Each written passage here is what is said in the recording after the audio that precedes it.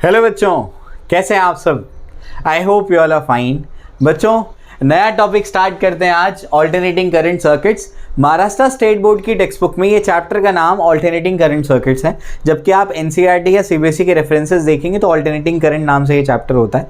तो कोई बच्चा अगर स्टेट से देख रहा है, महाराष्ट्र स्टेट से देख रहा है, या इंडिया के कोई भी स्टेट से देख रहा है, या सीबीएसई के बच्चे देख रहे हैं, आईसीएसई के बच्चे देख रहे हैं, सभी बच्चे इस लेक्चर से फ़ायदा उठा सकते हैं। तो आइए इसको समझने की कोशिश करते हैं। जो हमारा ऑल्टरनेटिंग करंट सर्किट्स हैं, इसमें जो डेरिवेशंस होंगे वो महाराष्ट्र स्टेट बोर्ड की टेक्स्ट बुक के अकॉर्डिंग होंगे, क्योंकि हमारे स्टेट में बच्चों को वही डेरिवेशंस लिखने होते हैं जो आपकी टेक्स्ट बुक में दिए हैं। थोड़ा बहुत आप ऊपर नीचे कर सकते हैं, लेकिन आपको मैक्सिमम पैटर्न वही फॉलो करना होता है, जबकि अदर बोर्ड्स में या आपका सीबीएसई आईसीएसई में ऐसा नहीं है। बच्चे ने अगर सही लिखा है तो उसको मार्क्स मिल जाते हैं। तो हमारा जो डेरिवेशंस होंगे वो महाराष्ट्र स्टेट बोर्ड की टेक्स्ट बुक के अकॉर्डिंग होंगे, लेकिन एक्सप्लेनेशन यूनिवर्सल है। कोई भी बच्चा जो हमारी लैंग्वेज समझता है उसको वो लेक्चर देख सकता है। ठीक है, चलिए आइए। तो अब जो है हम लोग स्टार्ट क्या करने जा रहे हैं, ऑल्टरनेटिंग सर्किट्स के बारे में। ऑल्टरनेटिंग सर्किट्स में मैं आपको कुछ पॉइंट्स बताऊंगा आज के लेक्चर में। जैसे हम लोग आज पढ़ेंगे कि हमने अब तक क्या पढ़ा हुआ है और हम अब क्या पढ़ने जा रहे हैं इस चैप्टर में, ये हम लोग पढ़ेंगे। इसके बाद हम लोग ये पढ़ेंगे कि भाई ऑल्टरनेटिंग करंट और डायरेक्ट करंट का डेफिनेशन क्या है, उसके ग्राफ्स क्या हैं, उसकी इक्वेशंस क्या हैं। ठीक, इसके बाद हम ये पढ़ेंगे कि ये जो है आप लोगों का ऑल्टरनेटिंग करंट जनरेट कैसा होता है, जबकि इसका एसी जनरेटर का पार्ट जो है वो आप लोग कहाँ पढ़ते हो, ईएमआई में पढ़ते हो, इलेक्ट्रोमैग्नेटिक इंडक्शन में। तो हम उसके बहुत ज़्यादा मैथमेटिकल एक्सप्रेशंस में नहीं जाएंगे, लेकिन आपको एक रफ आइडिया मैं दे दूंगा कि कैसे ये बेसिकली जनरेट करता है, एसी को जनरेट कैसे करते हैं। क्लियर हो गया? ठीक है। इसके बाद हम लोग क्या पढ़ेंगे, कुछ डेफिनेशंस इसमें पढ़ने वाले हैं। इसके बाद हम लोग ये पढ़ेंगे कि एसी को मेजर कैसे करते हैं, और लास्ट में अपन ये पढ़ेंगे कि कोई रजिस्टर में से एसी को पास कराया जाए तो कितनी हीट उसमें जनरेट होगी। क्लियर हो गया? समझ में आ गया? चलो आ जाओ। तो शुरुआत करते हैं ये पॉइंट से कि बेसिकली हमने अब तक क्या पढ़ा हुआ है और हम इस चैप्टर में पढ़ने क्या वाले। ठीक है, क्लियर हो गया? चलिए भी। तो सबसे पहले आपको ये पता होना चाहिए कि हमारे पास 3 सर्किट एलिमेंट्स हैं। कौन कौन से हैं?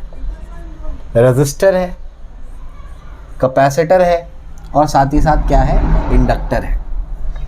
आपने रजिस्टर के साथ में डीसी लगाया करंट इलेक्ट्रिसिटी में और इसका बिहेवियर चेक किया। आपने कैपेसिटर के साथ में डीसी लगाया और इसका बिहेवियर चेक किया। कहाँ पर? इलेक्ट्रोस्टैटिक्स वाले चैप्टर में। आपने इंडक्टर के साथ में डीसी लगाया और चेक किया।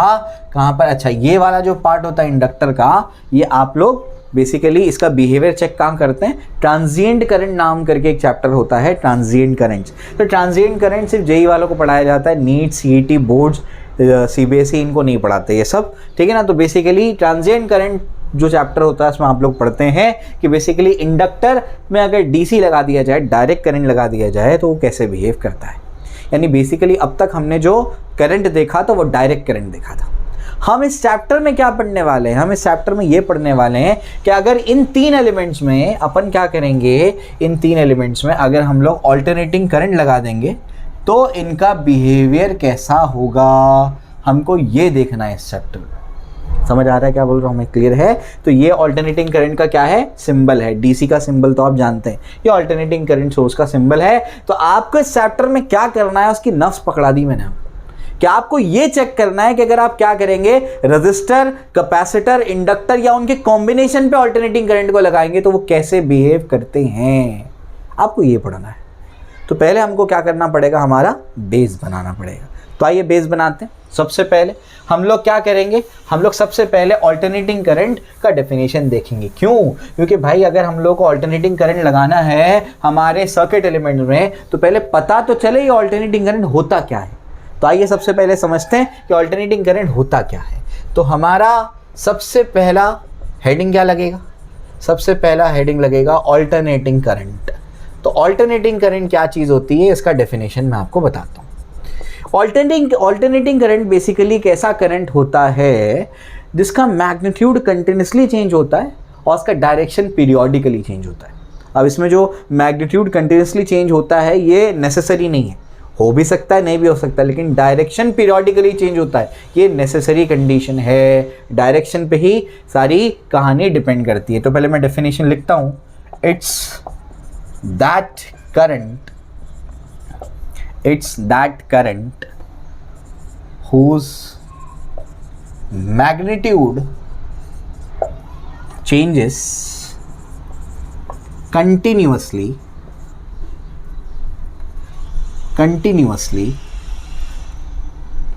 and direction changes periodically. Direction कैसे चेंज होता है? पीरियोडिकली चेंज होता है।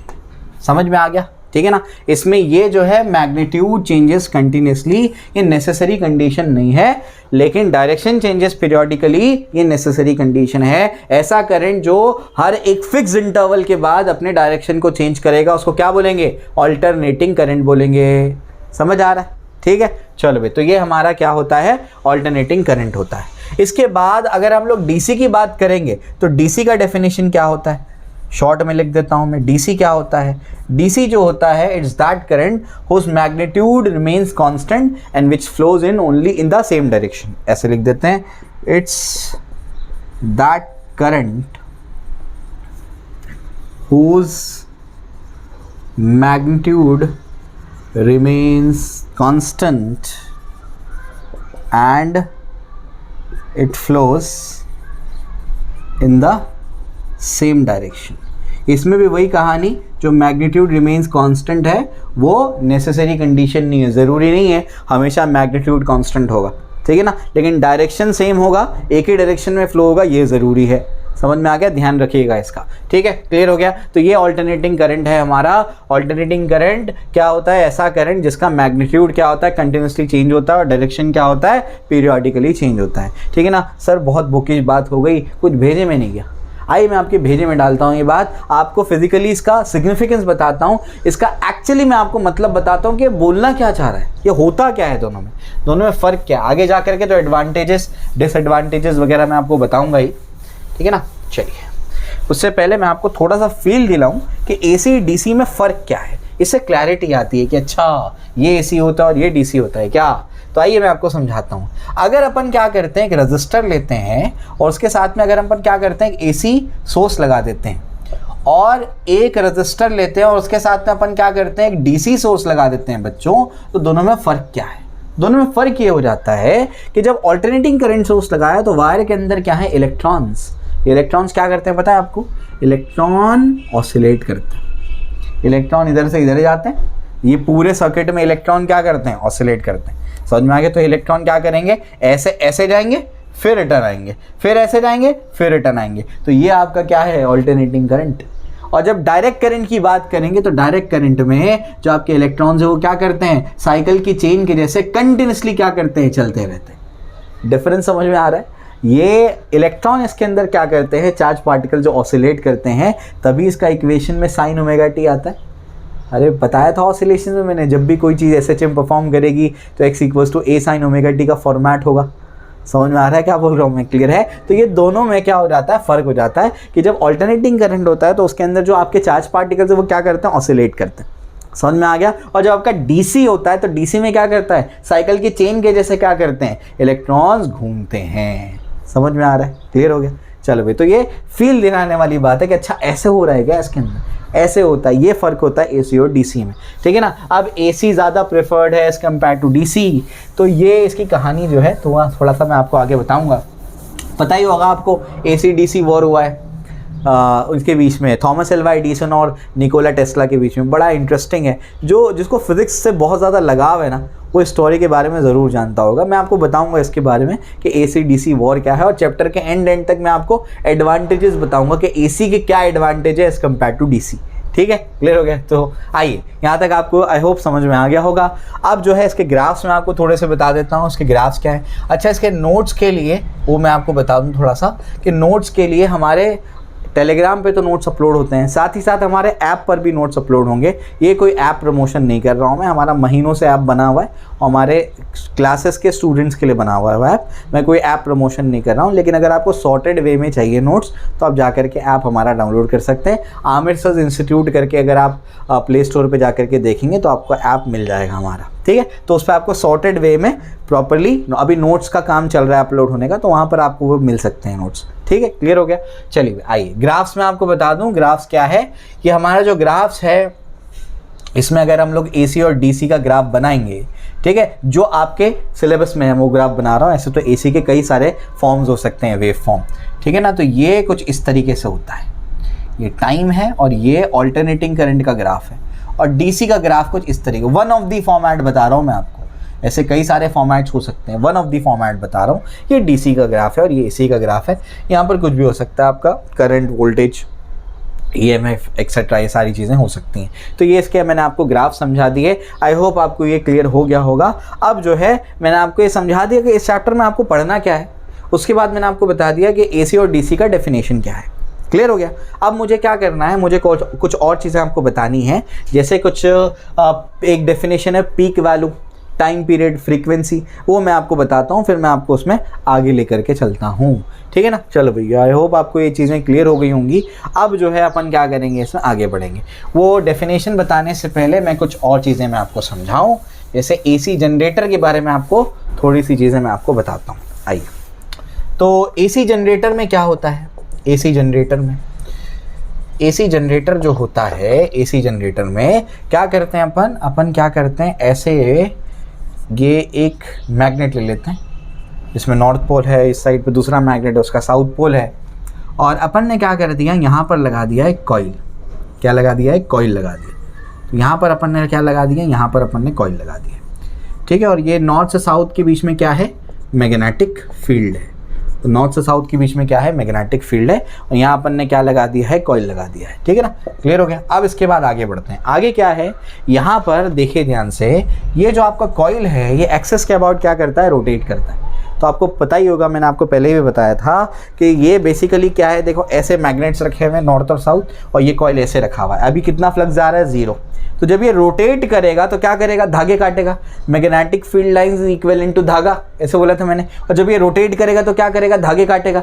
धागे काटेगा तो क्या होगा, देखो फ्लक्स बढ़ते जा रहा है, बढ़ते जा रहा है, फिर बढ़ते जा रहा है, मैक्सिमम हो गया, फिर कम होते होते क्या होगा, 0 हो जाएगा। तो जब कॉइल रोटेट करेगा तो कॉइल में से फ्लक्स चेंज होगा, और अगर कॉइल में से फ्लक्स चेंज होगा तो क्या होगा, क्या रूल याद कराया था, फ्लक्स चेंज तो EMF इंड्यूस। तो यहाँ पर फ्लक्स चेंज होने की वजह से EMF इंड्यूस होगा, और सर्किट कंप्लीट है तो EMF इंड्यूस होने की वजह से करंट फ्लो हो जाएगा। तो जो EMF इंड्यूस हुआ उसको बोलेंगे ऑल्टरनेटिंग EMF, और जो करंट यहाँ पर फ्लो होगा, जो इंड्यूस होगा, उसको बोलेंगे ऑल्टरनेटिंग करंट। समझ आया, क्लियर हो गया। तो इस तरीके से AC हम लोग क्या करते हैं, जनरेट करते हैं। अब सवाल ये है कि कॉइल को रोटेट कैसे कराया जाता है। तो कॉइल को अगर रोटेट अपने को करवाना है तो कॉइल को रोटेट एक तो अपन हाथ से करवा दें, लेकिन सवाल ये है कि कोई आदमी कितना हाथ से क्या करेगा, कॉइल को रोटेट करेगा। दूसरा है कि अपन क्या कर रहे हैं, मोटर लगा दें। अरे मोटर चलाने के लिए तो अपने को क्या चाहिए, अपने को इलेक्ट्रिसिटी चाहिए। इलेक्ट्रिसिटी खर्च करके इलेक्ट्रिसिटी बना रहे हैं, ये क्या लॉजिक हुआ। तो अपने को क्या करना पड़ेगा, कोई ऑल्टरनेटिव रास्ता ढूंढना पड़ेगा। तो ऑल्टरनेटिव रास्ता कैसे ढूंढेंगे, तो ऑल्टरनेटिव रास्ता क्या है, अपन क्या करते हैं, ऐसी जगह ढूंढ लेते हैं जहाँ पर ऊंचाई से पानी गिर रहा है। वन ऑफ दी वे आपको बता रहा हूँ मैं, कई तरीके हो सकते हैं। जहाँ ऊंचाई से पानी गिर रहा है, तो अगर जहाँ पर ऊंचाई से पानी गिरता है वहाँ पर अपन क्या करते हैं, समझने की कोशिश करो। ये ऐसे मान लो यहाँ पर पानी गिर रहा है, आपको समझाता हूँ होता क्या है। अपने को क्या करना है, समझ आया ना। अपने को क्या करना है, अपने को कॉइल को रोटेट कराना है। कॉइल को रोटेट कराएंगे तो बताओ क्या होगा। कॉइल को रोटेट कराने से ये होगा कि जब कॉइल रोटेट होगा तो फ्लक्स चेंज होगा, और फ्लक्स चेंज होगा तो EMF इंड्यूस होगा, और EMF इंड्यूस होगा तो करंट फ्लो होगा। उस करंट को अपन बोलेंगे ऑल्टरनेटिंग करंट। तो सवाल ये है कि कॉइल को रोटेट कराया कैसे जाए। तो अपन क्या करते हैं, कोई ऊंचाई वाली जगह ढूंढते हैं जहां से ऊंचाई से पानी गिर रहा होगा। अपन क्या करते हैं, ये जो पानी यहाँ पर गिर रहा है, इसका देखो यहाँ पर ग्रेविटेशन पोटेंशियल एनर्जी है, ये उसकी काइनेटिक एनर्जी में कन्वर्ट होता है, और यहाँ पर क्या होता है, पानी नीचे की तरफ आ जाता है। अब मैं क्या करता हूँ, यहाँ पर एक अरेंजमेंट करता हूँ। उस अरेंजमेंट में मैं क्या करता हूँ, यहाँ पर लगा देता हूँ एक टरबाइन। क्या लगा देता हूँ, टरबाइन। ये टरबाइन बेसिकली आपने अगर स्वदेश मूवी देखी है तो स्वदेश मूवी में शाहरुख खान भी क्या करता है, जो ऊपर से पानी गिर रहा है उसके नीचे क्या लगाता है, टरबाइन। और टरबाइन पे क्या होता है, यहाँ पर अब देखो, यहाँ पर जब पानी गिरेगा तो उस पर टॉर्क लगेगा, और टॉर्क लगेगा तो क्या करेगा, ये रोटेट करेगा। और यहाँ से एक एक्सल लगा करके अपन क्या करते हैं, ये कॉइल को यहाँ लगा देते हैं। जैसे ही ये रोटेट करेगा वैसे क्या होगा, कॉइल भी रोटेट करना शुरू कर देगा। तो अपने कोई आदमी की ज़रूरत नहीं पड़ेगी, कोई इंसान की ज़रूरत नहीं पड़ेगी कॉइल को रोटेट कराने के लिए। अपन क्या करेंगे, नेचुरल तरीके से कॉइल को रोटेट करा लेंगे। तो कॉइल रोटेट करेगा, और कॉइल के रोटेट करने से फ्लक्स चेंज होगा, फ्लक्स चेंज होने से EMF इंड्यूस होगा, EMF इंड्यूस होने से करंट फ्लो होगा, और ऐसे अपन ऑल्टरनेटिंग करंट जनरेट कर लेंगे। समझ आ गया? तो अगर आपने शाहरुख खान की मूवी देखी है स्वदेश, तो स्वदेश की एंडिंग के पार्ट में दिखाया गया कि वो क्या करता है, अपने गांव में इलेक्ट्रिसिटी प्रोड्यूस करता है। समझ में आ गया? तो इलेक्ट्रिसिटी जनरेशन का ये वन ऑफ द तरीका मैंने आपको बताया। हाइड्रो पावर इलेक्ट्रिक स्टेशन जो होते हैं उसमें ये ऐसे तरीके काम आते हैं। तो वन ऑफ दी मैंने आपको समझा दिया। इससे कुछ कुछ भेजे में जाएगा कि बेसिकली ये ऑल्टरनेटिंग करंट जनरेट कैसे होता है। अब इसमें समझाना क्या चाह रहा हूँ मैं आपको लिए एक्चुअली ना फील करवाना चाह रहा हूँ इसमें कि फ्रीक्वेंसी और टाइम पीरियड जो एवं नहीं दिया जाता है टेक्स्ट बुक में, ये जिस फ्रीक्वेंसी से घूमेगा उसी फ्रीक्वेंसी से ये घूमेगा, और वही फ्रीक्वेंसी क्या होगी आपके ऑल्टरनेटिंग करंट की फ्रीक्वेंसी। समझ आ रहा है? तो अगर कोई बोलता ऑल्टरनेटिंग करंट की फ्रीक्वेंसी क्या मतलब है इसका, ये मतलब होता है उसका कॉइल के रोटेशन की फ्रीक्वेंसी होती है। समझ आ रहा है? आप कंफ्यूज नहीं होंगे आप लोग। तो ये बेसिक चीज़ें हैं, ये आपको समझा दी मैंने। तो ये जब घूमेगा तो इसके एक्सल लगा करके अपन इससे इसको ज्वाइन कर देते हैं। ये पूरा सेटअप यहाँ लगा देंगे, एक्सल लगा करके इसको ज्वाइन कर देंगे। वो पानी गिर करके इसको रोटेट करेगा, उससे कॉइल रोटेट होगा, कॉइल रोटेट होने से क्या होगा, EMF इंड्यूस होगा, उससे ऑल्टरनेटिंग करंट प्रोड्यूस होगा। आई होप आपको ये समझ में आ गया होगा। अब अपन क्या करते हैं, आगे बढ़ते हैं। अब क्या, मैथमेटिकल फॉर्मुलेशंस में नहीं जाऊंगा मैं, वो EMI का पार्ट था। मैं सिर्फ आपको ये चीज़ बताऊंगा कि यहाँ पर जो EMF इंड्यूस हुआ है, यहाँ पर जो EMF इंड्यूस हुआ है उसका अपन ने मैथमेटिकल इक्वेशन लिख लिया है, उसका इक्वेशन क्या है, और जो ये EMF इंड्यूस होने की वजह से इसमें जो करंट फ्लो होगा उसका भी मैंने आपको क्या कर दिया, मैथमेटिकल इक्वेशन पहले बता चुका हूँ। ओल्ड लेक्चर्स भी मेरे अवेलेबल हैं, नहीं है तो फिर आपको मैं बता देता हूँ। तो ये आपको आई होप समझ में आ गया होगा। अब मैं आपको क्या करता हूँ कि इसमें जो EMF इंड्यूस हो रहा है और उसकी वजह से जो करंट फ्लो हो रहा है उसका मैथमेटिकल मैं आपको इक्वेशन बताता हूँ, ठीक है ना। चलो, उसके इक्वेशंस क्या क्या हो सकते हैं। तो ये AC जनरेटर था, इसका बेसिक मैकेनिज्म मैंने आपको समझा दिया। अब मैं आपको बताता हूँ कि EMF का इक्वेशन क्या है, ठीक है ना। उसको ऐसे लिखते हैं, induced EMF equation. Induce EMF का इक्वेशन मैं आपको बता देता हूँ। तो इंड्यूस EMF का इक्वेशन क्या है, एक इक्वेशन है E = E0 sin omega t, या फिर दूसरा इक्वेशन हो सकता है E0 cos ओमेगा t, या फिर most generalise form E = E0 sin omega t plus phi. समझ में आ गया? तो कोई भी फॉर्मेट आप लिख दो, उसका मतलब यही है कि वो एक ऑल्टरनेटिंग EMF है जो कि टाइम के साथ में वेरी कर रहा है। समझ आ गया? क्लियर हो गया? इसी तरह ये क्या है, मोस्ट जनरलाइज फॉर्म है। इसमें ये फाई फ्लक्स नहीं है, ध्यान रखेंगे आप लोग। ये फाई जो है फ्लक्स नहीं है, ये क्या है, फेज डिफरेंस है। समझ आ रहा है? फाई क्या है, फेज डिफरेंस है, फ्लक्स नहीं है। ये आपका फेज डिफरेंस है, ठीक है। बच्चे कंफ्यूज होते हैं कभी कभी इसमें। तो ये आपका फेज डिफरेंस है। इंड्यूस EMF का इक्वेशन इसी तरीके से अपन क्या करेंगे, इंड्यूस करंट का इक्वेशन लिखेंगे, इंड्यूस्ड करंट इक्वेशन। तो इंड्यूस करंट का इक्वेशन क्या होता है बच्चों, वो होता है I = I0 sin omega t। कुछ किताबें इसको स्मॉल लेटर में लिखती हैं, एक ही बात है। अभी मैं आपको एक एक चीज़ समझाऊंगा कि ये बेसिकली I0 क्या है, ओमेगा क्या है, वो मैं आपको समझाऊंगा। या फिर I = I0 क्या हो जाएगा, cos ओमेगा t, ये हो जाएगा। या फिर हो जाएगा I = I0 sin omega t plus phi. समझे? क्लियर हो गया? तो इस तरीके से ये आप लोग क्या कर सकते हो, ये इसका अलग अलग फॉर्मेट देख सकते हो। ये क्या है, मोस्ट जनरलाइज्ड फॉर्म। समझ में आ गया? ध्यान रखेंगे आप लोग। क्लियर हो गया? इसमें भी वही फाई क्या है, फेज डिफरेंस है, फ्लक्स नहीं है, वो ध्यान रखिएगा। तो ये आपको मैंने समझा दिया। अब इसमें I0 क्या है, ओमेगा क्या है, उसके ऊपर अभी मैं आपको कुछ डेफिनेशंस बताता हूँ, ठीक है ना। I0 क्या चीज़ है वो मैं आपको समझाता हूँ। आई होप आपको ये समझ में आ गया होगा। अब जो है ध्यान रखिए, I0 जो है ये बच्चों पीक वैल्यू, क्या बोलते हैं इसको, पीक वैल्यू, या फिर इसको बोलते हैं एम्पलीट्यूड। अलग अलग किताबों में जो नाम होते हैं वो सब बता रहा हूँ मैं। पीक वैल्यू या फिर क्या बोलते हैं, amplitude, peak value of alternating current, ठीक है ना। E0 क्या है, सेम वही चीज़, पीक वैल्यू या एम्पलीट्यूड ऑफ EMF। समझ में आ गया, इंड्यूस्ड EMF। समझ में आ गया। ओमेगा क्या है, ओमेगा वही है आपका एंगुलर फ्रीक्वेंसी। ओमेगा क्या है, एंगुलर फ्रीक्वेंसी, ठीक है ना। उसी से अब टाइम पीरियड बनेगा, फिर फ्रीक्वेंसी बनेगी, वो मैं आपको समझा देता हूँ। आई होप आपको ये क्लियर हो गया होगा कि जो अपना AC जनरेटर में कॉइल रोटेट होने की वजह से EMF इंड्यूस हो रहा है, वो EMF इंड्यूस का फॉर्मेट ये है। और ये देखो वैसे ही कुछ है जैसे ऑसिलेशन में बताया था, x = A sin omega t। ये आपको फॉर्मेट देख के ही समझ में आ रहा है कि SHM का इक्वेशन जैसा है। SHM क्यों बन रहा है, अरे इसीलिए बन रहा है क्योंकि जो आपका वायर है ना, वायर के अंदर इलेक्ट्रॉन क्या कर रहे हैं, ऑसिलेट कर रहे हैं, उसी के साथ साथ में ईएमएफ और करंट भी क्या कर रहे हैं, ऑसिलेट कर रहे हैं। इसी वजह से उनका फॉर्मेट वैसे ही आ रहा है जैसे अपन ने ऑसिलेशन में पढ़ा था। अब भेजे में जारी होगी बात, अब फील आ रहा होगा, अच्छा ये ऐसे होता है क्या, ऐसे होता है, ठीक है, क्लियर हो गया। चलो आ जाओ। अब उसके बाद जो है मैं आपको नई चीज़ पढ़ाता हूँ। नई चीज़ क्या है, इसमें मैं आपको कुछ डेफिनेशंस बताता हूँ। डेफिनेशन में क्या है, देखिए डेफिनेशंस क्या है। तो सबसे पहले डेफिनेशन क्या है, वो है आपका पीक वैल्यू। सबसे पहला डेफिनेशन क्या है, सबसे पहला डेफिनेशन है आपका पीक वैल्यू। ये पीक वैल्यू क्या चीज़ है, पीक वैल्यू होता है maximum value of alternating current, ठीक है। तो जो maximum value of alternating current होता है, मैक्सिमम वैल्यू ऑफ एसी, उसको आप लोग क्या बोलते हैं, पीक वैल्यू बोलते हैं। तो ये पीक वैल्यू जो है, इसको समझने की कोशिश करिए। ये इस तरीके से कुछ होता है, ऐसे, ये अपना ऑल्टरनेटिंग करंट है या टाइम टी, या आपका ईएमएफ या आपका करंट हो सकता है, ठीक है ना, क्लियर हो गया। अब ये देखो, इसमें ये वेरिएशन हो रहा है कंटिन्यूसली, इसका मैग्नीट्यूड चेंज हो रहा है, पहले जीरो, फिर बड़ा, फिर बड़ा, फिर बड़ा, फिर बड़ा। उसके बाद ये पॉइंट पे आने के बाद ये जो आपका मैक्सिमम वैल्यू है, इसी को क्या बोलते हैं, मैक्सिमम वैल्यू को बोलते हैं पीक वैल्यू। ये जो आपका मैक्सिमम वैल्यू है ना, इसी को आप लोग क्या बोलते हो, पीक वैल्यू बोलते हो। तो ये जो आपका पीक वैल्यू है ना, इसी को आप लोग क्या बोलते हो, ये आपका एम्पलीट्यूड होता है। अब चाहे वो E0 हो, चाहे वो I0 हो, समझ में आ रहा है, क्लियर हो गया। तो ये जो आपका मैक्सिमम वैल्यू होता है, उसी को अपन क्या बोलते हैं, पीक वैल्यू बोलते हैं, ठीक है, क्लियर हो गया, ठीक है। Alternating current in either direction, इसमें जोड़ देना, इन ईदर डायरेक्शन, क्या मतलब होगा उसका, अभी देखा ना, ये हो, ये डायरेक्शन में हो ये, या फिर ये जब ये डायरेक्शन में हो, दोनों के दोनों को क्या बोलेंगे, पीक वैल्यू ही बोलेंगे। समझ में, दोनों डायरेक्शन में वो क्या है, पीक वैल्यू ही है, ठीक है, क्लियर हो गया, पीक वैल्यू हो गया। इसके बाद आप लोगों को बता देता हूँ मैं टाइम पीरियड के बारे में।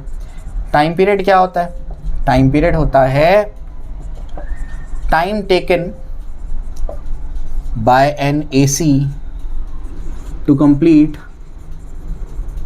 One cycle of its variation.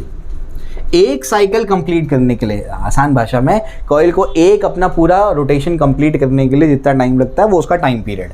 समझ में, उसी को टाइम पीरियड बोलते हैं। इसका नोटेशन क्या है, टी। इनका नोटेशन या तो E0 या तो I0 है, क्लियर हो गया। चलो इसके बाद क्या है, फ्रीक्वेंसी। फ्रीक्वेंसी क्या होता है, बोलो भाई, 1/टाइम पीरियड होता है ना। फ्रीक्वेंसी इज 1/टाइम पीरियड होता है, number of rotations perform by the coil in 1 second. समझ में आ गया, ठीक है। ये बहुत सिंपल सी बात है, आप लोग जानते हैं। ओमेगा भी आप लोग, टाइम पीरियड का फॉर्मूला आप लोग जानते हैं क्या होता है, 2π/ω। तो ये यहाँ पर भी काम आने वाला है।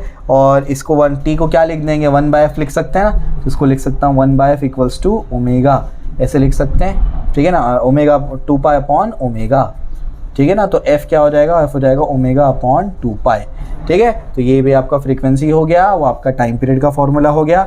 और सब रिलेशंस मैंने आपको बता दी, ये तो पुराने रिलेशंस हैं, हम लोग पहले से जानते हैं, तो ये आपको समझाने की मुझे ज़रूरत नहीं होनी चाहिए, क्लियर हो गया। अब इंडिया में कितना सप्लाई आता है वो मैं आपको बता देता हूँ। इंडिया का AC सप्लाई क्या है, इंडिया का जो अपना AC सप्लाई है in India, it is 220 volts, 50 hertz. अब मैं आपको इसका मतलब समझाता हूँ। ये 220 वोल्ट जो है बच्चों, ये ERMS है। आप बोलेंगे ये क्या चीज़ है, अभी मैं आपको बताता हूँ ये क्या है। ये 50 हर्ट्ज क्या है, ये आपकी फ्रीक्वेंसी है। मतलब कॉइल 1 सेकंड में कितनी बार रोटेट करता है इंडिया में, 50 टाइम्स रोटेट करता है। इस वजह से 50 हर्ट्ज उसकी फ्रीक्वेंसी है। और 220 वोल्ट जो है वो आपका ERMS है। ये ERMS क्या वाला है, मैं आपको अभी समझाता हूँ ERMS क्या है। आई होप आपको यहाँ तक चीज़ें समझ में आ गई होंगी, कोई यहाँ तक दिक्कत होनी नहीं चाहिए आपको, क्लियर हो गया। चलो भाई, यहाँ तक मैंने आपको समझा दिया। अब जो है मैं आपको इस पार्ट पे लेकर के जाता हूँ कि AC को मेजर कैसे करते हैं। अब AC को मेजर करने के लिए अपने पास क्या है बच्चों, अपने पास 2 तरीके हैं AC मेजर करने के।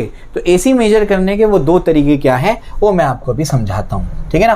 तो अभी हेडिंग लग सकती है यहाँ पर, मेजरमेंट ऑफ AC यानी क्या, ऑल्टरनेटिंग करंट। आप बोलेंगे सर ऑल्टरनेटिंग करंट को मेजर करना पड़ेगा, कैसे मेजर करेंगे, दिक्कत क्या है। मैं आपको दिक्कत अगर इसमें समझाऊं तो अगर मैं क्या करता हूं, कोई रजिस्टर में क्या करता हूं, ऑल्टरनेटिंग करंट को फ्लो कराता हूं।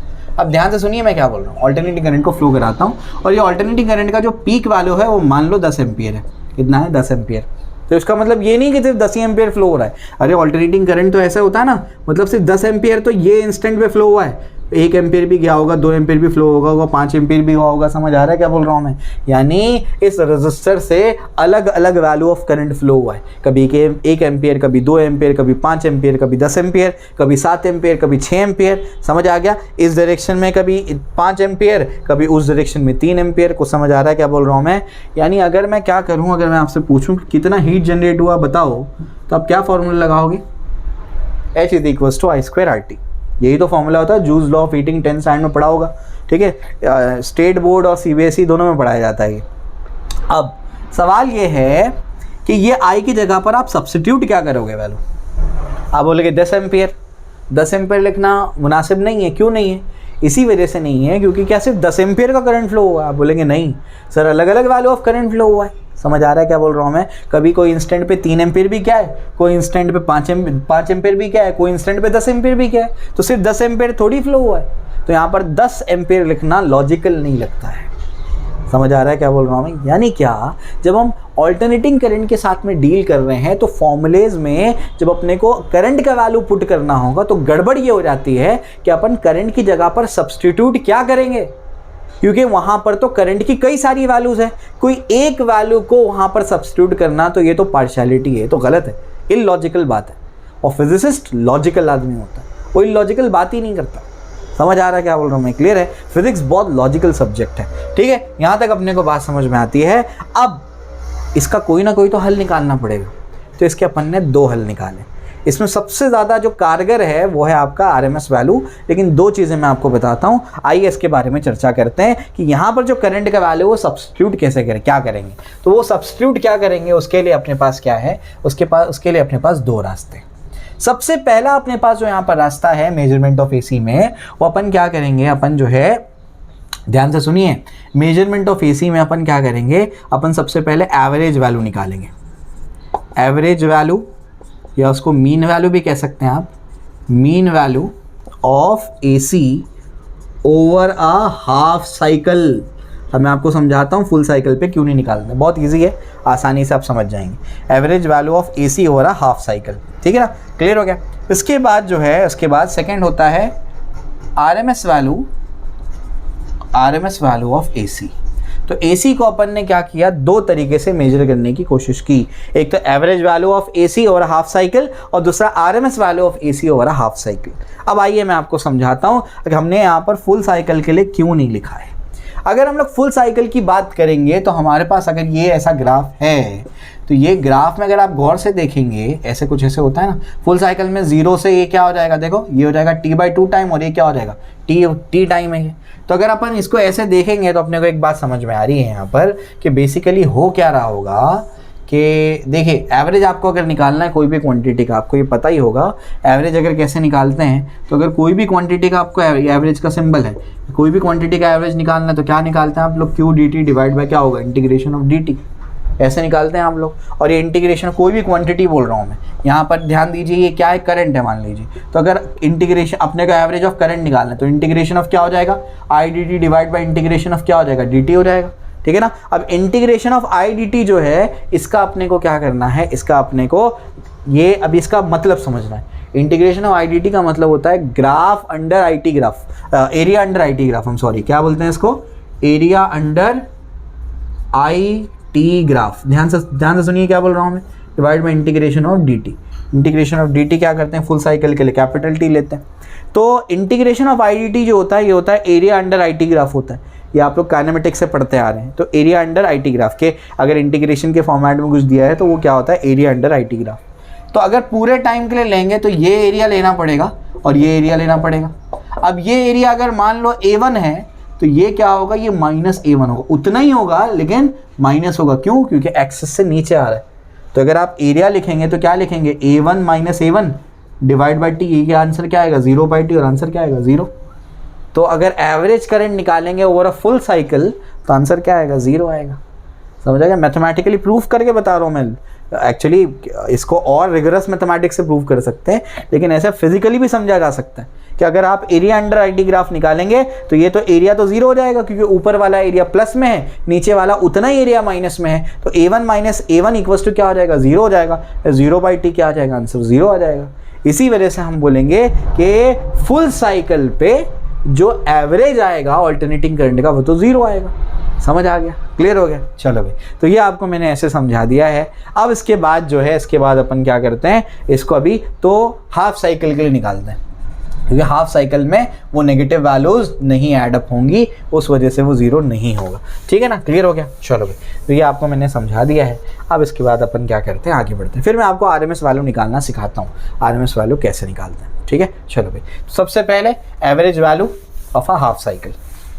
मैं आपको एक फॉर्मूला भी बता देता हूँ, जनरल फॉर्मूला बता देता हूँ, तभी तो सिर्फ quantity with respect to time का वेरिएशन बताया था। ध्यान रखिए, कोई भी फंक्शन का अगर आपको एवरेज निकालना है तो उसका फॉर्मूला क्या है। f(x) कोई आपके पास फंक्शन है और उसका अगर आपको क्या करना है, एवरेज निकालना है, तो it's formula is integration going from a to b f(x) dx divided by integration of dx going from a to b। ये इसका फॉर्मूला होता है। Average of any function, average of any function, कोई भी function हो, कोई भी quantity हो, उसका एवरेज कैसे निकालते हैं, उसका एवरेज ऐसे निकाला जाता है। समझ आ गया, क्लियर हो गया? आप बोलेंगे यहाँ पर ये सब बातें क्यों हो रही हैं? यहाँ पर ये बातें इसलिए हो रही है क्योंकि अपने को भी क्या करना है, करंट का मीन या फिर एवरेज निकालना है। अब कैसे निकालेंगे, आइए मैं आपको समझाता हूँ। अच्छा, ये f(x) था, अगर वो फंक्शन जो है वो टाइम पे डिपेंड करता है या थीटा पे डिपेंड करता है, तो dt या dθ से रिप्लेस कर दो उसको। समझ आ गया? बहुत ईजी है। तो ये सबसे पहले लिख लेना, उसके बाद मैं आपको आगे लेकर चलता हूँ। आगे का पार्ट क्या है समझिए इसको अभी। अब जो है अपन क्या करेंगे, अब जो है अपन निकालेंगे average value of AC। AC का अपन क्या करेंगे, एवरेज वैल्यू निकालेंगे। अब AC का एवरेज वैल्यू कैसे निकालेंगे, ठीक है, ध्यान रखिएगा। अपन कैसे निकाल रहे हैं, ओवर अ हाफ साइकिल निकाल रहे हैं। कैसे निकाल रहे हैं, ओवर अ हाफ साइकिल। एक हाफ साइकिल पे अपन क्या कर रहे हैं, एवरेज निकाल रहे हैं। अब जो है ध्यान से देखिए, फुल साइकिल पे तो 0 आता है, हाफ साइकिल पे मुझे एवरेज निकालना है। मैं कुछ चीज़ें और भी आपको बेसिक बता दूं, ठीक है ना, ये बेसिक चीज़ें क्लियर रखना अपनी। आ जाओ, ये अगर अपने पास क्या है, ऑल्टरनेटिंग करंट का वेव फॉर्म है, अगर ऐसा है, ऐसा वेव फॉर्म है, तो एक साइकिल की पहले बात करते हैं। इसका ये देखो, ये यहाँ पर टाइम है, या यहाँ पर अपन बोलते हैं उसको एंगल। टाइम या थीटा कुछ भी प्लॉट कर सकते हैं, ठीक है ना। यहाँ पर EMF या करंट कुछ भी प्लॉट कर सकते हैं। तो पहले टाइम के हिसाब से बताऊँ तो ये 0 टाइम है। ये जो पीक होता है ये कौन सा टाइम है, t/2 टाइम है, ठीक है ना। इसको यहीं प्लॉट यहीं बताता हूँ, ये t/2 है, नहीं आई एम सॉरी, ये कितना है, ये है t/4। ये कितना है आपका, ये आपका t/2, ये आपका है 3t/4, और ये आपका है t। 0, t/4, t/2, 3t/4 t। समझ आ गया? टाइम के रिस्पेक्ट में ये पॉइंट्स का ये मतलब है। तो अगर यहाँ पर बात करेंगे तो ये टाइम कितना है, t/4 है। क्लियर हो गया? एंगल के टर्म्स में अगर बात करेंगे तो ये एंगल यहाँ पर तो 0 है, उसके बाद यहाँ पर क्या है 0, ये एंगल कितना है π/2, ये कितना है पाई। एंगल के टर्म्स में बात करेंगे ये हो जाएगा 3π/2, और ये एंगल कितना है 2π। समझ में आ गया, क्लियर हो गया? तो ध्यान रखिए, मैंने आपको हर एक पॉइंट का मतलब बता दिया है कि ये अगर पॉइंट की बात करूं तो टाइम के रिस्पेक्ट में उसका टाइम क्या है, t/4 है, ठीक है ना। और यही पॉइंट का अगर एंगल के टर्म्स में बात करेंगे तो π/2। ये एंगल किधर सिखाया सर, अरे ऑसिलेशन में सिखाया था, फेजर डायग्राम में, वहाँ पर पूरी चीज़ें क्लियर किया है मैंने, बस मैं रिवाइज करा रहा हूँ। अब अगर टाइम नहीं है रिवाइज करने का तो एटलीस्ट इतना याद रखना है आपको। क्लियर हो गया, समझ में आ गया? तो कौन से पॉइंट का करस्पॉन्डिंग क्या टाइम है और क्या उसका एंगल होगा वो मैंने आपको समझा दिया है। अब अपन क्या कर रहे हैं, ध्यान से सुनिए। अब अपन क्या निकाल रहे हैं, अपन average value of alternating current निकाल रहे हैं। ऑल्टरनेटिंग करंट का फॉर्मूला बता सकते हैं आप मुझे? ऑल्टरनेटिंग करंट का फॉर्मूला होता है I0 sin ωt। ये आपको पता होना चाहिए कि थीटा इज इक्वल्स टू क्या होता है, ωt। तो आपकी बुक में जैसा फॉर्मेट दिया है उसके हिसाब से मैं ωt की जगह क्या लिख देता बताता हूँ, थीटा सर्कुलर मोशन में बताया जाता है। ठीक है ना, कोई बात नहीं, नहीं पता तो उसको याद कर लेना। तो थीटा क्या होता है, थीटा होता है एंगुलर डिस्प्लेसमेंट, एंगुलर डिस्प्लेसमेंट होता है एंगुलर वेलोसिटी इनटू टाइम। ठीक है ना, एंगुलर फ्रीक्वेंसी बोलो, एंगुलर वेलोसिटी बोलो, इसका फर्क मैंने फेजर डायग्राम्स में बताया था। तो I इज इक्वल्स टू क्या है, आई नॉट साइन थीटा। तो ये अपने पास क्या है, ये अपने पास वैल्यू है करंट का। अब अपने को क्या करना है, एवरेज वैल्यू निकालना है। करंट का एवरेज वैल्यू कैसे निकलेगा, तो करंट का एवरेज वैल्यू निकालना है, फॉर्मूला बता दूं, अभी बताया था मैंने। एफ ऑफ एक्स का अगर एवरेज निकालना है तो integration going from a to b, f of x d x divided by क्या है, इंटीग्रेशन और going from a to b d x. समझ में आ गया। अब मुझे क्या करना है, एवरेज वैल्यू निकालना है करंट का, लेकिन कितने साइकिल पे, हाफ साइकिल पे, और ये एंगल क्या है, थीटा, यानी करंट डिपेंड कर रहा है थीटा पर। तो अगर मैं यहाँ पर integration going from a to b, half cycle में बताओ एंगल क्या है, 0 से लेके कितना एंगल है, पाए, तो वो हाफ साइकिल इतना ही होगा। तो एंगल क्या है, 0 से लेके पाए, इसी वजह से बताया मैंने आपको, 0 to पाए। उसके बाद क्या है, करंट क्या है मेरा, आई। उसके बाद मेरे पास क्या है, एंगल कौन सा है, दी थीटा आएगा, क्योंकि थीटा पे डिपेंड कर रहा है वो, डिवाइड बाय क्या होगा, integration of the theta 0 to पाए। समझ आ गया, क्लियर हो गया। इसके बाद जो है, इसके बाद ध्यान से देखिएगा, यहाँ पर जो आपका आई है, आई क्या है बताइए, I naught sine theta. I naught क्या है, पीक वैल्यू है, ये आप लोग को पता होना चाहिए।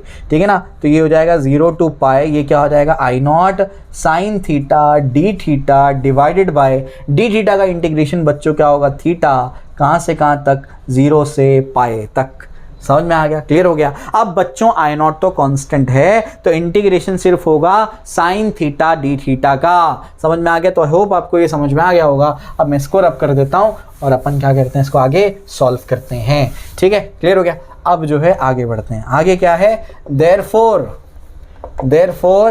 इंटीग्रेशन देखिए इसका, आई इज इक्वल्स टू, इसका एवरेज वैल्यू अपने को अब निकालना है। कैसे निकालेंगे, आई नॉट को बाहर ले लो, ये क्या है 0 से पाए, ये क्या हो जाएगा sign theta D theta divided bye क्या बताइए, divide by upper limit minus lower limit, क्या हो जाएगा पाई माइनस 0। अब मुझे बताइए साइन थीटा का इंटीग्रेशन क्या होता है। शॉर्टकट मैंने आपको बताया था सिम कार्ड से, क्या बताया था, सिम कार्ड से, यानी साइन का इंटीग्रेशन माइनस कॉस, क्या होता है, साइन का इंटीग्रेशन माइनस कॉस। तो आई नॉट, उसके बाद क्या हो जाएगा, ये हो जाएगा आपका माइनस कॉस थीटा 0 से पाए, ये जो पाई माइनस 0 है वो क्या बचेगा, पाई बचेगा। समझ में आ गया। अब आप वैल्यू को पुट करेंगे, यहाँ नेगेटिव है तो पहले लोअर लिमिट पुट करो फिर अपर लिमिट पुट करो, अगर नेगेटिव आता है तो आसानी से सॉल्व हो जाएगा। तो हो जाएगा, बताइए क्या हो जाएगा, हो जाएगा कॉस 0 माइनस क्या हो जाएगा, कॉस पाई। ठीक है ना, समझ आया क्या किया मैंने ना, जब माइनस आ गया तो lower limit minus upper limit कर देने का। ठीक है, अगर नहीं है माइनस तो upper limit minus lower limit. इतना आपको पता होगा जहाँ तक मेरा अंदाजा है। और ये पाई को बाहर ले लेते हैं, तो आई नॉट बाय पाई, कॉस 0 कितना होता है बताओ जरा, कॉस 0 होता है आपका 1, माइनस कॉस पाई कितना होता है, होता है -1। तो 1 minus of -1 will be 1 + 1 will be 2, है ना। तो आई नॉट बाय पाई, और ये कितना हो जाएगा, हो जाएगा 2, यानी आई एवरेज क्या मिल रहा है, ये जो है ना एवरेज का सिंबल है। तो आई एवरेज आपको क्या मिल रहा है, आई एवरेज ही चल रहा है सब जगह। तो देयरफॉर आई एवरेज आपको क्या मिल रहा है, वो मिल रहा है 2/पाई आई नॉट। समझ में आ गया, क्या मिला आपको, 2/पाई आई नॉट, समझे। और ये 2/पाई जो होता है ना, ये 2/पाई को अगर हम लोग सॉल्व करेंगे तो आता है 0.637, जो होता है आपका आई नॉट। समझा, क्लियर हो गया। तो ये जो है आपका एवरेज करंट है ओवर अ हाफ साइकिल। आपको याद करना है, ये वैल्यू बहुत इंपॉर्टेंट है। समझ में आ गई बात, क्लियर हो गया। तो बुक में सिर्फ साइन का दिया हुआ है क्योंकि उसी का इंटीग्रेशन करना था, लेकिन मैंने आपको एक्चुअल फॉर्मेट बताया कि एक्चुअली इसको ऐसा सॉल्व करेंगे। क्लियर हो गया, समझ में आ गया ना। ठीक है, तो इस तरीके से इसको अपने को सॉल्व करना है। अब मैं आपको वो डेफिनेशन बताता हूँ एवरेज वैल्यू का जो आपको फील देगा बेसिकली कि हम लोग जो है ये एवरेज जो करंट निकाल रहे हैं ये क्या है, इसको मैं आपको फील कराता हूँ। आइए, ठीक है, ये तो बुक इस डेफिनेशन डेरिवेशन वगैरह करा दिया आपको मैंने, लेकिन फील नहीं आया ना सर, फील आना चाहिए।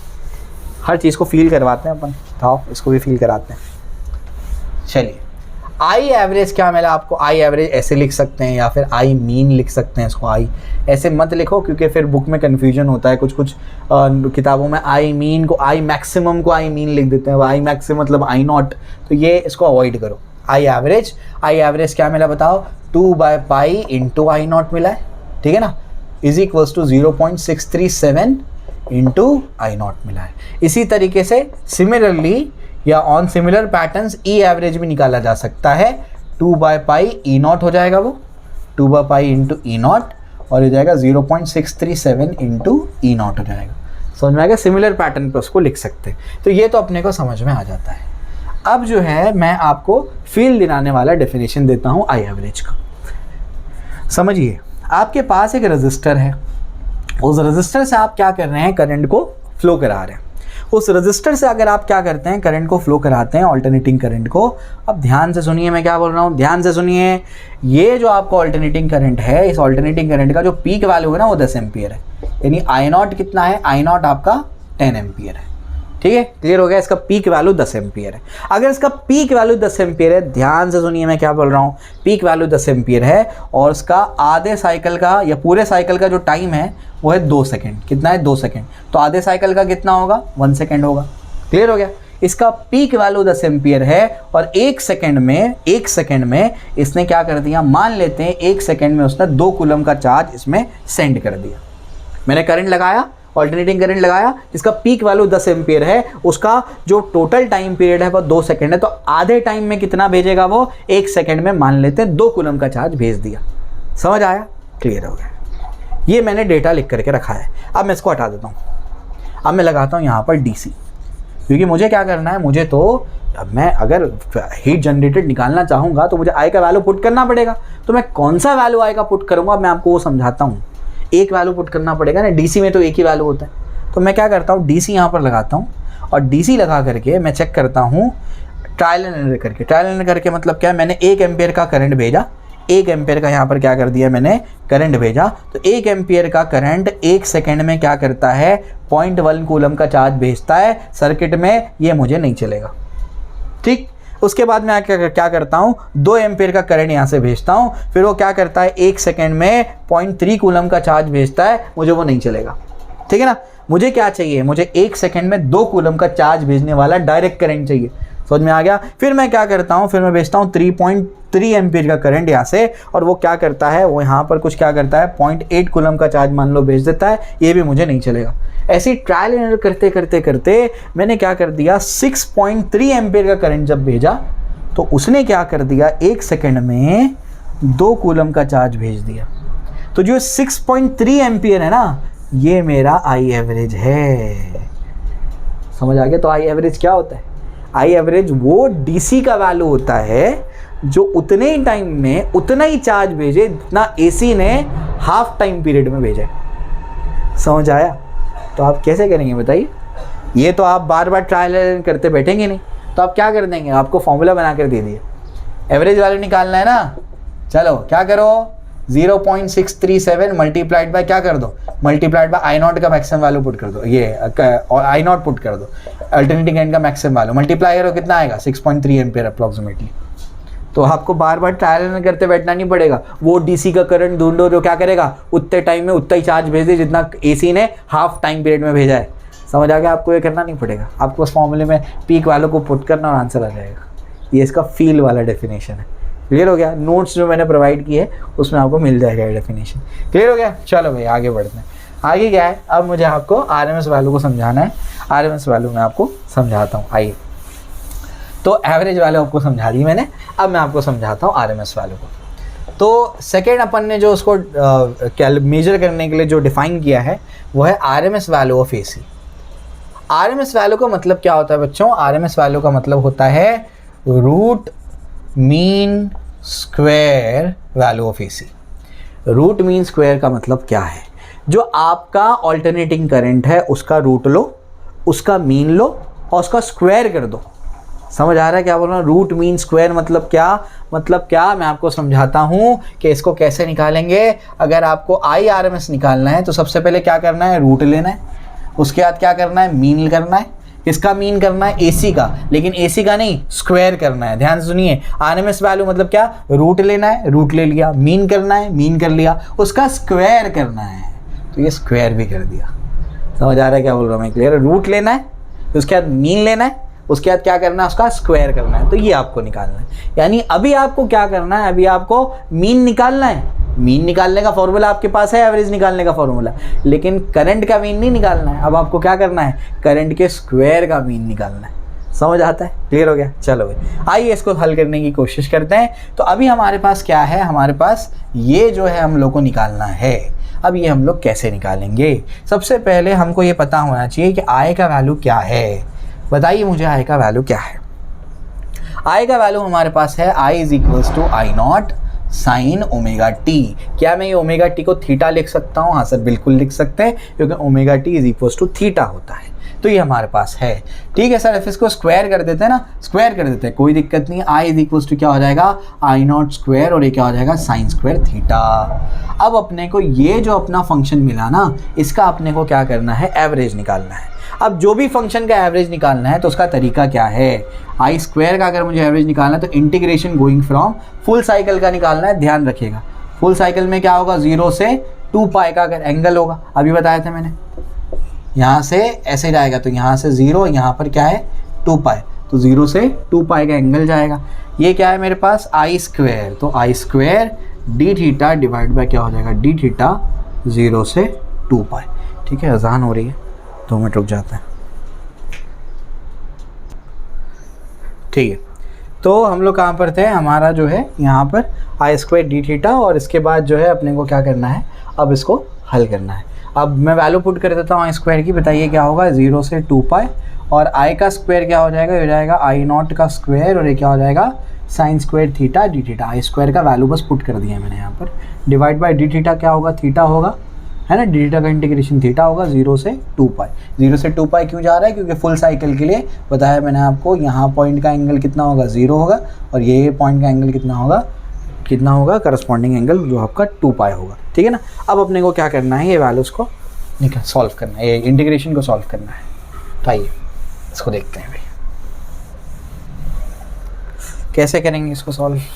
आइए, तो देयरफॉर ये अपन निकाल रहे हैं, अपने पास बचा क्या देखिए, आई नॉट स्क्वायर कॉन्स्टेंट है, बाहर चले जाएगा, इंटीग्रेशन 0 से 2 पाई, और ये क्या हो जाएगा, ये हो जाएगा sine square theta D theta divided bye 2 pi minus 0 will be 2 पाई, और 2 पाई को बाहर ले लो, तो ये 2 पाई बाहर आ गया। क्लियर हो गया? आई होप समझ में आ गया होगा आपको ये कैसे किया मैंने, upper limit minus lower limit, उतना बेसिक चीज़ें आपको आना चाहिए। ठीक है, क्लियर हो गया। अब ये जो है, अब इसको अपने को सॉल्व करना है। अब इसको कैसे सॉल्व करेंगे, तो उसको सेपरेटली सॉल्व कर लेते हैं। ठीक है, आ जाओ, इसको अपन सेपरेटली सॉल्व कर लेते हैं। इसको अपन बोलते हैं कुछ y, तो इसको सॉल्व कर लेते हैं y को। तो y इज इक्वल्स टू क्या है, इंटीग्रेशन गोइंग फ्रॉम 0 to 2 पाई, और ये क्या है, sign square theta D theta. इसको कैसे सॉल्व करेंगे, आपने सैकड़ों बार सॉल्व किया होगा। इसको कैसे सॉल्व करते हैं, sign square theta D theta को, आपको एक फॉर्मूला पता होगा कॉस 2 थीटा का। क्या फॉर्मूला है, 1 - 2 साइन स्क्वायर थीटा। तो 2 साइन स्क्वायर थीटा क्या हो जाएगा, उसको यहाँ भेजो, ये क्या हो जाएगा, 1 - कॉस 2 थीटा। 2 को डिनोमिनेटर में भेज दो, तो साइन स्क्वायर थीटा क्या होगा, 1 - cos 2 थीटा डिवाइडेड बाई 2, तो ये जाएगा इंटीग्रेशन गोइंग फ्रॉम 0 to 2 पाई। ये क्या हो जाएगा, 1 - cos 2 थीटा डिवाइडेड बाई 2, और ये क्या हो जाएगा, डी थीटा। क्लियर होता है? ठीक है ना। अब इसके बाद क्या कर सकते हैं, ये पार्ट को अलग से सॉल्व कर रहा हूँ मैं, ध्यान दीजिए। ठीक है, इसको अपन कुछ स्टार बोल देंगे, ये कुछ स्टार है। ठीक है ना, क्लियर हो गया। जैसे 1 2 3 मार्क करते हैं, वैसे स्टार मार्क कर दिया उसको मैंने। ठीक है, चलो भाई आगे बढ़ते हैं। आगे क्या है, 2 को बाहर ले लो, 1/2 बाहर हो गया। ये क्या हो जाएगा, डी थीटा को अंदर भेजो, तो बताओ क्या होगा, इंटीग्रेशन गोइंग फ्रॉम 0 to 2 पाई हो जाएगा D theta, minus integration going from 0 to 2 पाई, ये क्या हो जाएगा, cos 2 थीटा डी थीटा। ठीक है ना, क्लियर हो गया इस तरीके से। अब इसके बाद जो है, इसके बाद आगे बढ़ते हैं। आगे क्या है, नेक्स्ट पार्ट पे चलते हैं। नेक्स्ट पार्ट इसमें क्या है, therefore y is equals to 1/2 बाहर चला गया। डी थीटा का इंटीग्रेशन क्या होगा बच्चों, डी थीटा का इंटीग्रेशन हो जाएगा थीटा। ठीक है, थीटा, और कहाँ से कहाँ तक, 0 से 2 पाई तक, माइनस cos 2 थीटा का इंटीग्रेशन क्या होगा, cos का इंटीग्रेशन क्या होता है, माइनस साइन, तो ये जाएगा, ध्यान से देखिए, minus sine 2 theta divided by 2 आ जाएगा। क्यों, जो भी यहाँ पर कंपोजिट फंक्शन है उसका डेरिवेटिव लेकर के डिनोमिनेटर में भेजना होता है। ठीक है ना, तो 0 से 2 पाई। क्लियर हो गया। चलो भाई, तो ये y इज इक्वल्स टू क्या मिल रहा है अपने को, half 2 pi minus 0 will be 2 pi, 2 pi minus 0 will be 2 पाई।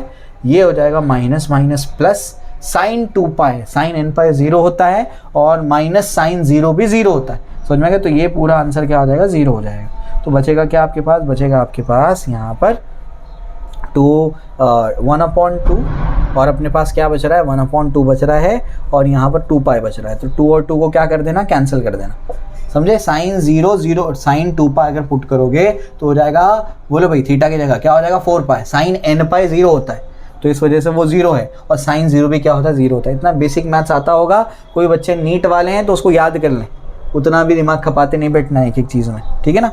चलो भाई, एक स्टेप याद करने से कोई बहुत बड़ी बात नहीं, आपको मैथ्स थोड़ी करना है, आपको मैं और बहुत डिटेल में पढ़ा सकता हूँ उसको, यहाँ पढ़ाने का मौका नहीं है उसको, ठीक है। तो y अपन ने निकाल लिया, y अपने को क्या मिल गया, y अपने को मिल गया, क्या मिला y, तो y अपने को मिल गया पाई, ठीक है ना। ये अपन क्या करते हैं, वैल्यू को पुट कर देते हैं। तो ये जो अपना y मिला, ये क्या मिला अपने को, ये मिला अपने को पाई, क्या मिल गया अपने को पाई। तो ये सब मैंने आपको समझा दिया। अब इसको बोलते हैं, जो y अपने को मिला ना पाई, इसको अपन बोलते हैं हैश, क्या बोलते हैं इसको, हैश। तो अपन हैश को स्टार में पुट कर देते हैं, ठीक है। आई होप मैंने आपको क्लियरली समझाया है कैसे आया ये, ठीक है ना। अब मैं लिखता हूँ यहाँ पर putting hash in star, hash को स्टार में पुट करते हैं, ठीक है। हैश को स्टार में पुट करेंगे तो क्या होगा, ये हो जाएगा आई स्क्वायर, ये हो जाएगा I0² डिवाइड बाई 2 पाई, और ये क्या मिल गया अपने को पाई, पाई पाई कैंसिल हो गया, क्या बचा I0²/2, ये क्या मिला, ये मिला अपने को मीन स्क्वायर्ड करंट है, ठीक है ना। लेकिन अपने को रूट मीन स्क्वायर्ड करंट निकालना है, तो अगर देयरफॉर IRMS क्या होता है, under root of mean of I square, ये होता है। तो इसका अंडर रूट लो, अंडर रूट ऑफ क्या होगा I0² डिवाइड बाई 2, तो ये क्या हो जाएगा IRMS हो जाएगा I0 डिवाइडेड बाई √2, ये आपका हो जाएगा IRMS। समझ आया, क्लियर हो गया। तो ये आपको मैंने पूरा डिराइव करके दे दिया कि IRMS कैसे आप लोग इसको डिराइव करेंगे, क्लियर है।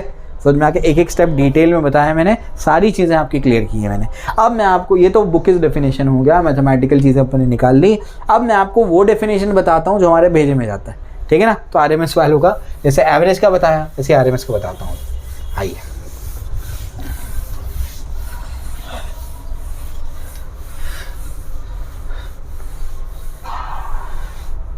तो आइए इसको समझते हैं। तो अब हमारे पास क्या है, हमारे पास ये एक रजिस्टर है, इसमें मैंने लगा दिया ऑल्टरनेटिंग करंट, ठीक है ना, ध्यान से सुनिएगा। अब क्या होता है, ये रजिस्टर है मान लो 10 ओम का, मैंने ऑल्टरनेटिंग करंट इसमें फ्लो कराया, ध्यान से सुनिएगा। इसमें मैंने जो ऑल्टरनेटिंग करंट फ्लो कराया वो मान लो 10 मिनट के लिए कराया। कितने टाइम के लिए कराया, 10 मिनट के लिए मैंने ऑल्टरनेटिंग करंट को फ्लो कराया। तो इसमें जो हीट प्रोड्यूस हुई ना बच्चों, वो मान लो 50 जूल की हो गई।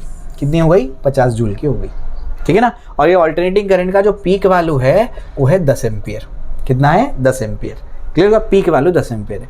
तो एक ऐसा ऑल्टरनेटिंग करंट जिसका पीक वैल्यू 10 एम्पियर है, उसमें 10 मिनट के लिए आपने क्या कर दिया, 50 ओम से ऑल्टरनेटिंग करंट को फ्लो कराया, तो उसमें जो हीट जनरेट हो गई वो 50 जूल हो गई। समझ में आया, क्लियर हो गया। चलो भाई, अब मुझे क्या करना है, इसका इक्विवेलेंट DC देखना है। तो क्या करना पड़ेगा बताइए, मुझे करना पड़ेगा ट्रायल एंड एरर। अब ट्रायल एंड एरर करेंगे तब क्या होगा, ट्रायल एंड एरर करेंगे तो कुछ इस तरीके से होगा कि अब मैं क्या करता हूँ, यहाँ पर 10 मिनट के लिए ही अलग अलग करंट को फ्लो कराता हूँ ये 10 ओम के रजिस्टर से। समझ में आ गया। पहले मैंने 1 एम्पियर को करंट फ्लो कराया, 1 एम्पियर करंट को फ्लो कराया, तो ये हीट जनरेट हुई वो 10 जूल की हुई, ये मुझे नहीं चलेगा।